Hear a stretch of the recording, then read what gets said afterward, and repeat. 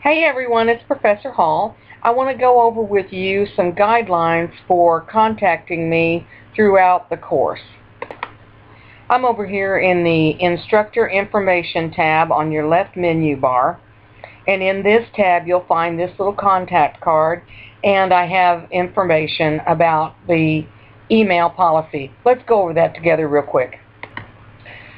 Y'all, I always email my students back. My greatest issue in this world is sending an email and not getting an answer back. I just can't stand it. So I make it a policy to answer all emails. Now here's how this goes. When you have a question for me, and I'm going to go over the kinds of questions you want to ask me in just a second, but when you have a question for me, you're going to open up a little session, as it were.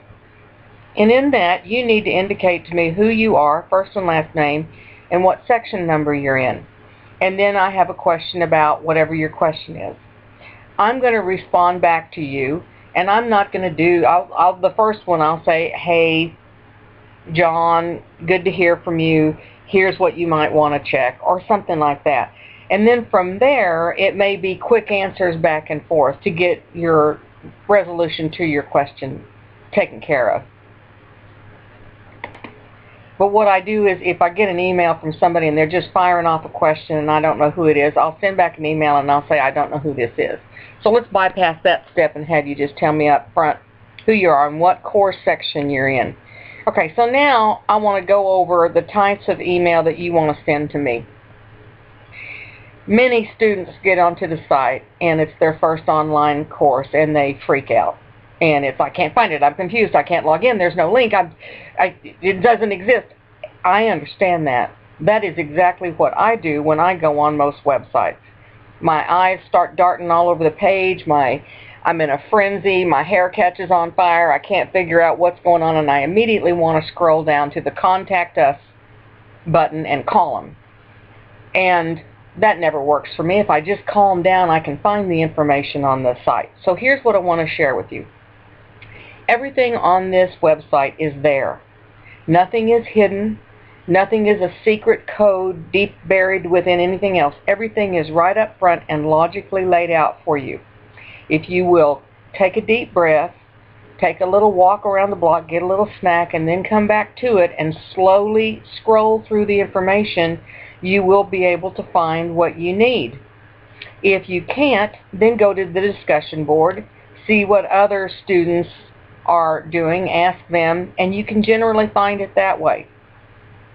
If it's a problem with the site itself, then you need to call Blackboard support, because I can't help fix your computer, but I can answer your questions. If after all that you still can't find something, then email me and tell me what exactly you have tried so far and what you still can't find, so I know how to help you.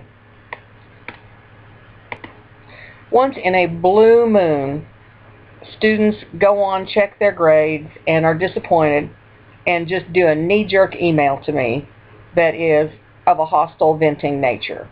Now what do you think that's going to do? That's tacky, and it's not going to get you what you want. You need to take a deep breath, look at the Turnitin report. When I graded something, you've submitted it through Turnitin. When you get it back, look at that report. Look at the grammatical details.